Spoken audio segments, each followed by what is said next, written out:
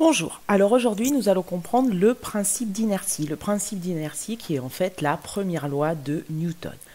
Que nous dit le principe d'inertie? Dans cette situation, demandons-nous pourquoi l'œuf tombe dans le verre et ne poursuit pas avec la carte.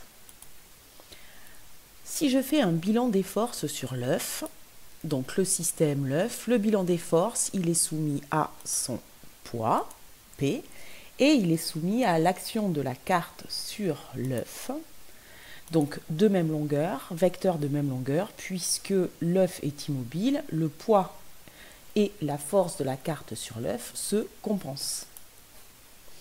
Et bien, le principe d'inertie nous explique alors pourquoi l'œuf tombe dans le verre et ne continue pas avec la carte. Parce que le principe d'inertie nous dit tout corps persévère dans son état de repos ou de mouvement rectiligne uniforme si les forces qui s'exercent sur lui se compensent. Ou réciproquement, si les forces qui s'exercent sur un système se compensent, alors ce système persévère dans son état de repos ou de mouvement rectiligne uniforme.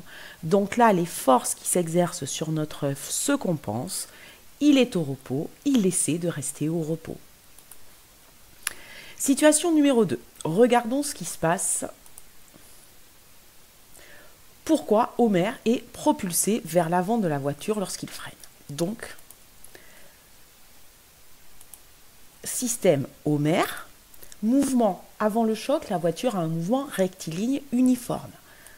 Si on fait un bilan des forces, les forces qui s'exercent sur le système, sur Homer, sont le poids et l'action du siège sur Homer. Que nous dit le principe d'inertie?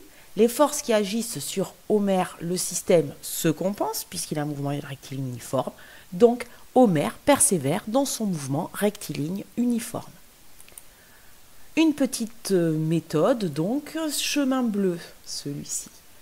Si la question porte sur le mouvement du système, vous faites un bilan des forces, vous énoncez le principe d'inertie et vous en déduisez si le mouvement est repos, rectiligne uniforme ou un autre mouvement si les forces ne se compensent pas.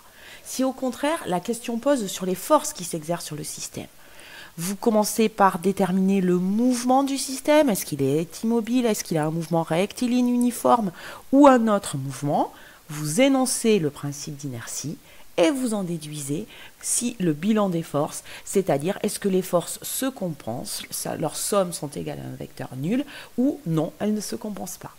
Au revoir, merci.